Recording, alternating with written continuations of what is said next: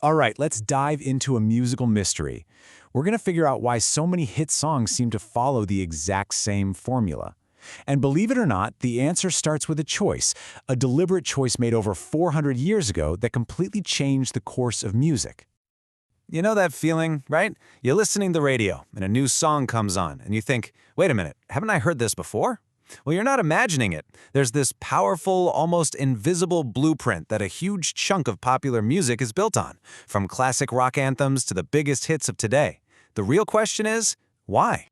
At the very heart of it is this famous four-chord progression. I promise you've heard it 1,000 times. It's the harmonic skeleton for songs that feel worlds apart. You know, from the Beatles to Journey to U2. It's kind of like a musical secret handshake. So how did this one single pattern become so dominant? To figure that out, we have to look at two totally different ways of thinking about music. First up, we're talking horizontal versus vertical music. And I know that sounds a little abstract, but this one distinction, it's the key to unlocking this whole thing. So first, we've got what we'll call horizontal music, or polyphony. Think of it like a conversation where multiple people are talking at once, but it all makes sense. Each singer has their own unique, independent melody, and they all weave together to create this rich, complex tapestry of sound. The focus here is on the line, the journey that each melody takes. Now flip that idea on its side. That's vertical music, or harmony. Here, the focus isn't on interwoven lines over time, but on the sounds that are stacked right on top of each other in a single moment. We call that a chord. It's all about how notes sound together, right now. And the logic is all about the progression of those chords, which are there to support one main melody. So you can really see the two different worlds here, right? Horizontal music is all about that beautiful, complex texture of crossing lines. Vertical music is about building emotional support with big, powerful chords. For centuries, that horizontal approach was king. So what happened? Well, a revolution happened. Okay, Section 2, a Renaissance Revolution. To find the source of this massive shift, we've got to go back in time. We're headed to Florence, Italy, around the year 1600, where a group of thinkers started a movement that was pretty radical for its time.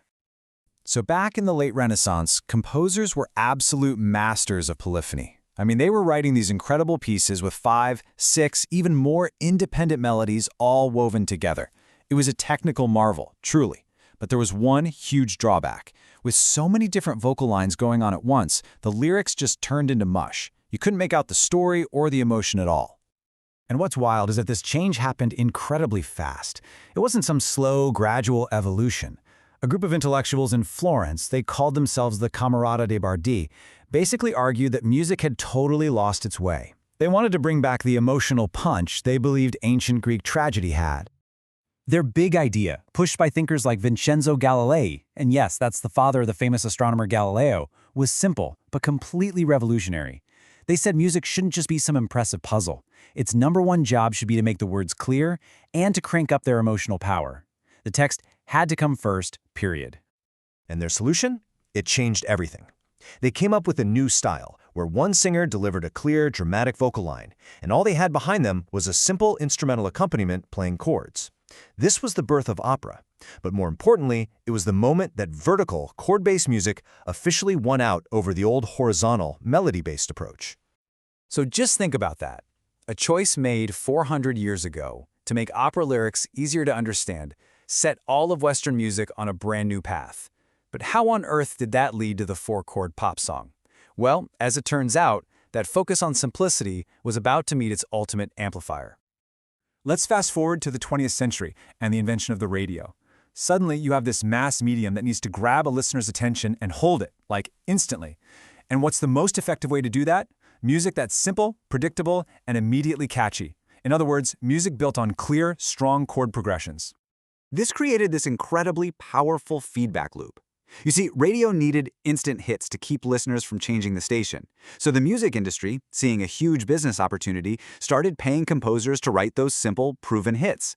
And then we, the audience, just got used to it. Pretty soon, anything too complex felt like a commercial risk, and harmonic simplicity just became the default. Now, it's really easy to look at all this and just say, okay, so modern pop music is just dumbed down. But honestly, that's not the whole story. The simplicity of the four-chord progression didn't kill creativity, it just forced it to move into other parts of the song.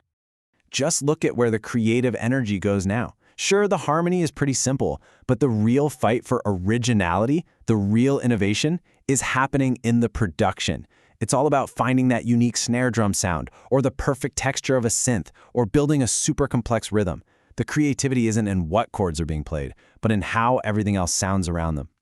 But here's something that is absolutely crucial to remember.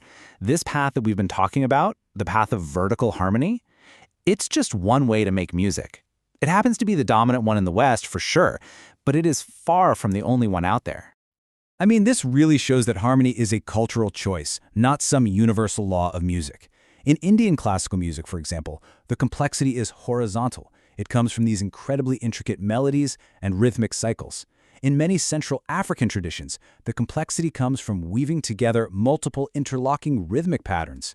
These are unbelievably sophisticated musical systems that just, well, they chose a different path. But what if you didn't have to choose? What if you could combine that rich emotional power of vertical chords with the intricate beauty of horizontal melodies? Well, it turns out there's one genre that does exactly that.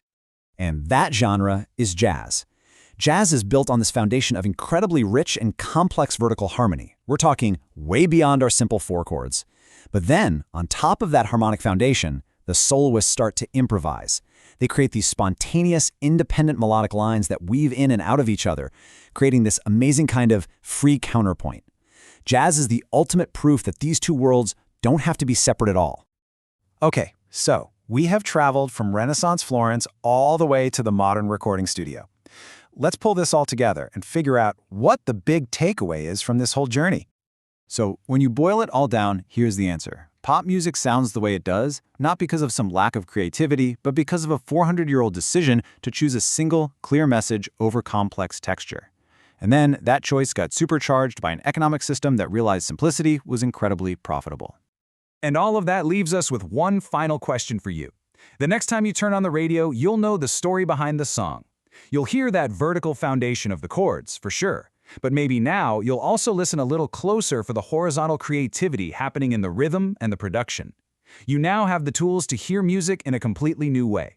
The only question is, what are you going to listen for?